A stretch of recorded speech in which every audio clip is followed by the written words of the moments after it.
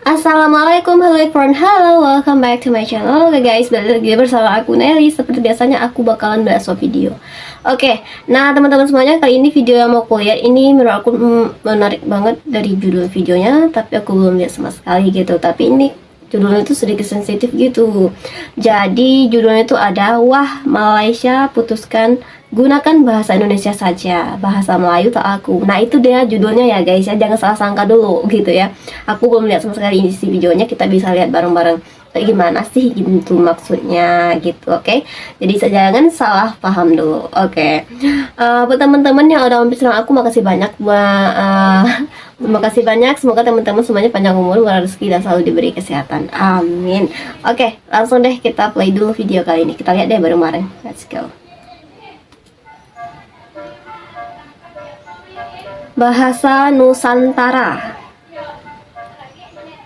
Pemilihan bahasa Malaysia saat ini terbatas, yaitu menggunakan bahasa Indonesia atau bahasa Inggris. Dan itu pilihan yang masuk akal, mengingat bahasa Melayu Malaysia semakin kurang diminati. Kita ketahui bahasa Indonesia ataupun Inggris lebih dominan di Asia Tenggara. Lebih baik bagi Malaysia untuk bersikap realistis daripada memaksakan bahasa Melayu sebagai bahasa dunia, mengingat perbedaannya dengan bahasa Indonesia dan kurangnya daya tarik global. Di sini ada cuplikan menarik dari Pak Zainal. Mari kita saksikan. Oke, kita lihat bareng-bareng ya. Katanya ini cuplikan dari Pak Zainal. Tingkat tinggi ASEAN, KTT ASEAN yang diadakan di Labuan Bajo. Labuan Bajo. Ada perbedaan dalam istilah bahasa Melayu Malaysia dengan bahasa Indonesia. Bahasa Indonesia memilih KTT, Konferensi Tingkat Tinggi ASEAN. Sementara di Malaysia digunakan Sidang Kemuncak ASEAN daripada terjemahan bahasa Inggris. Asian Summit nanti, Asian Summit 2023. Jadi kalau menggunakan sidang kemuncak pun Kemuncak. paham. Apa tuh kemuncak? Bagi Indonesia itu adalah konteks yang lebih Kemuncak. kecil persidangan itu. Itu salah sedikit perbezaan antara bahasa Melayu Malaysia dengan bahasa Indonesia. Oke. Kenapa saya pilih bahasa Melayu Malaysia? Kerana bahasa Melayu ini besar, digunakan di sebagian besar Sumatera, Betul. Kalimantan, serta Kepulauan Riau, Betul dan banget.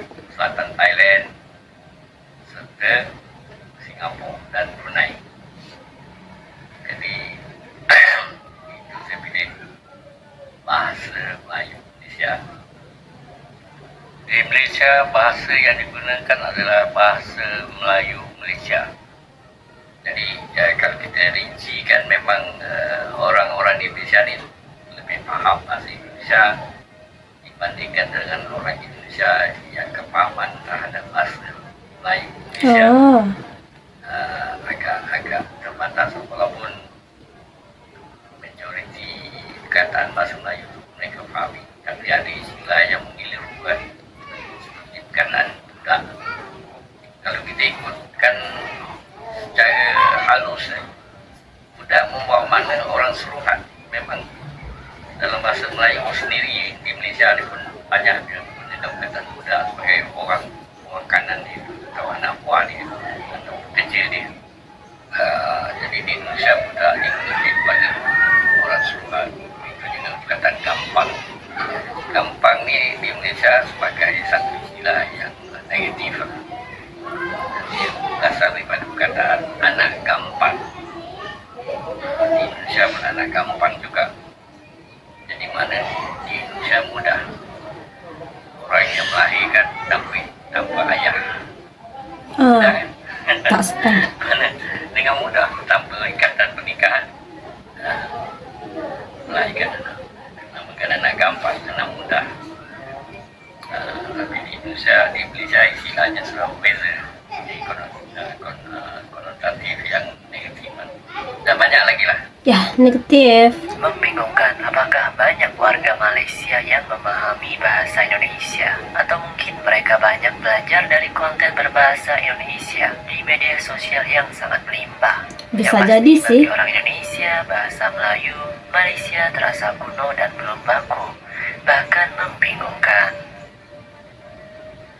Sebelum Sumpah Pemuda 1928, Sumpah Pemuda. bahasa ini dikenali sebagai bahasa Melayu di Indonesia, tambahan di Jakarta, di mana orang-orang Jakarta menggunakan bahasa Betawi yang Ya, Betawi. Kalau Jakarta emang Betawi. Betawi.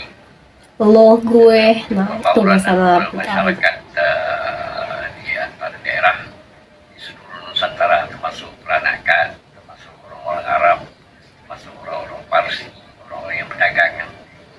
Jadi dalam Sumpah Pemuda tahun 1928, orang-orang yang berjuang untuk menyatukan Indonesia itu Para pahlawan. mensyurkan bahasa Melayu sebagai bahasa perantara Indonesia lah. Tapi ditentang oleh berbagai pihak daripada luar daerah Melayu lah, terutama orang Madura lah, yang tidak senang dengan perkataan bahasa Melayu sebab mereka sedar akan permainan politik dunia. Oke. Semasa itu dia faham sebab pihak Barat tidak mau kita menyatu dengan satu bahasa yang besar. Kalau boleh dijadikan seperti India, negara yang besar yang tidak punya satu bahasa yang kokoh, dan akhirnya mereka gunakan bahasa Inggris. Jadi mereka tidak mau pemecahan di awal-awal pembentukan kesatuan Indonesia. Mereka faham akan permainan politik dunia. Dan hari ini kita boleh lihat di mana kalau kita gunakan istilah bahasa Melayu banyak yang menentang kerana permainan politik dunia yang tidak mau satu bahasa yang dominan di kalangan penduduk yang ramai. Kita berbalik kepada kepentingan ekonomi Barat. Perlu diketahui bahwa bukan hanya orang Madura ataupun Jawa, tetapi banyak suku non-Melayu juga tidak setuju dengan penggunaan nama bahasa Melayu.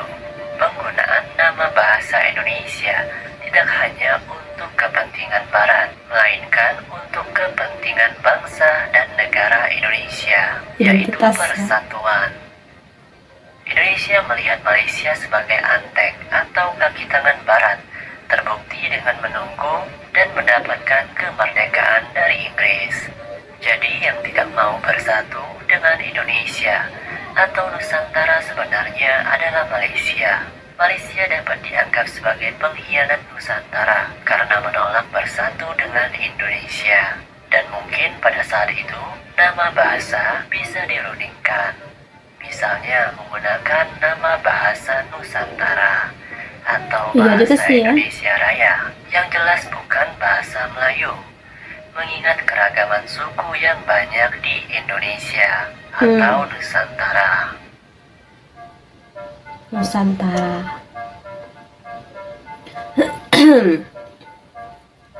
Nah teman-teman, itu dia ya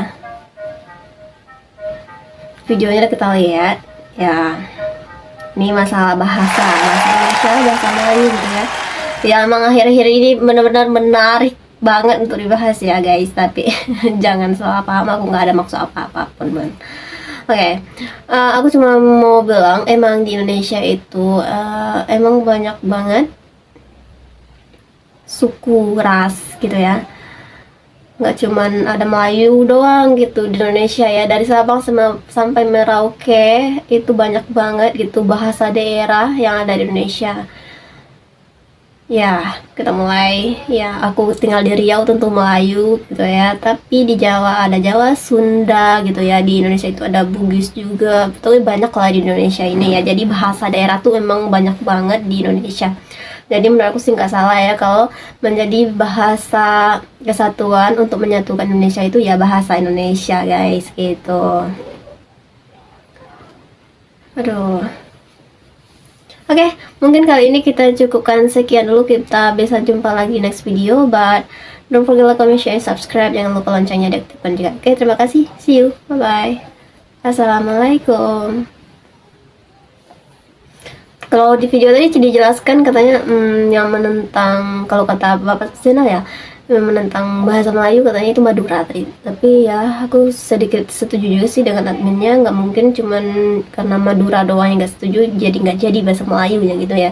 Ya karena itu di Indonesia itu karena banyak bahasa daerah gitu guys, banyak banget ya suku bangsanya. Jadi ini nggak murni untuk barat-barat sana ya, tapi ini untuk kesatuan bangsa negara gitu ya. Itu pondasi awal dalam mendirikan bangsa itu kan emang harus kokoh ya.